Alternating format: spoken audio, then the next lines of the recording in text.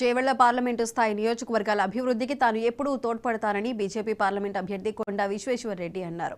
Parliament స్థాయికి చెందిన సంకల్ప పత్రాన్ని ఆయన విడుదల చేశారు. ఒక్కొక్క నియోజకవర్గానికి ఏమి అవసరం ఉందో దానికి అనుగుణంగానే తాను మేనిఫెస్టోను తయారు చేసుకున్నట్లు ఆయన వివరించారు. ఆ విధంగానే తన అభివృద్ధి కార్యక్రమాలు నిర్వహిస్తానని ఆయన చెప్పుకొచ్చారు. ప్రతి నిరుపేద కుటుంబానికి తక్కువ వడ్డీకే రుణాలను అందిస్తామని, అలాగే ఇల్లు లేని కుటుంబాలకు ప్రధానమంత్రి ఆవాస్ యోజన కింద ఇల్లు కట్టిస్తామని, చేవెళ్ల పార్లమెంటు స్థాయిలో మౌలిక సదుపాయాలను ఏర్పరుస్తామని వివరించారు.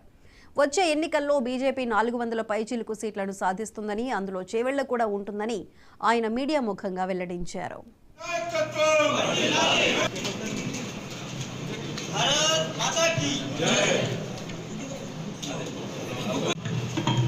కొంతమంది రైతులు కోట్లాది సంపాదిస్తారు, కానీ ఎంతో మంది 100 రూపాయలు పెడితే పంట వచ్చే వరకు 100 రూపాయల వరకు వాళ్ళ పంటనే కాక వాళ్ళ జీవితాలు కూడా నాశనమైంది.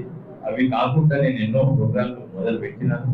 అవి పార్టీ సక్సెస్ఫుల్, నేను అది మొత్తము సక్సెస్ఫుల్. నేను ఉన్నప్పుడే ప్రత్యేకంగా టమాటా రైతుల మీద అది తప్పనిసరి చేస్తాను. ఇంకోటి, ఇది ఎంతైనా ప్రాంతం.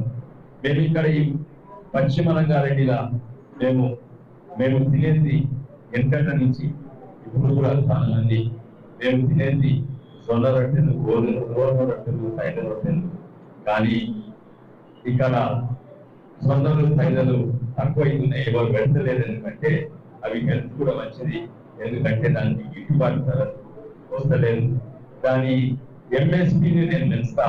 మళ్ళీ ఇది ఈ ప్రాంతానికి ఎక్కువ తోటలు, సజ్జలు, ఇవన్నీ మెట్ట పంటలు, అంటే వానతో పెరిగే సాగునీరు లేకుండా పెరిగే పంటలకు అది గిట్టుబాటు ధర కట్టి ఎక్కువ ప్రాఫిట్ అయ్యేటట్టు నేను తప్పనిసరిగా చేస్తాను.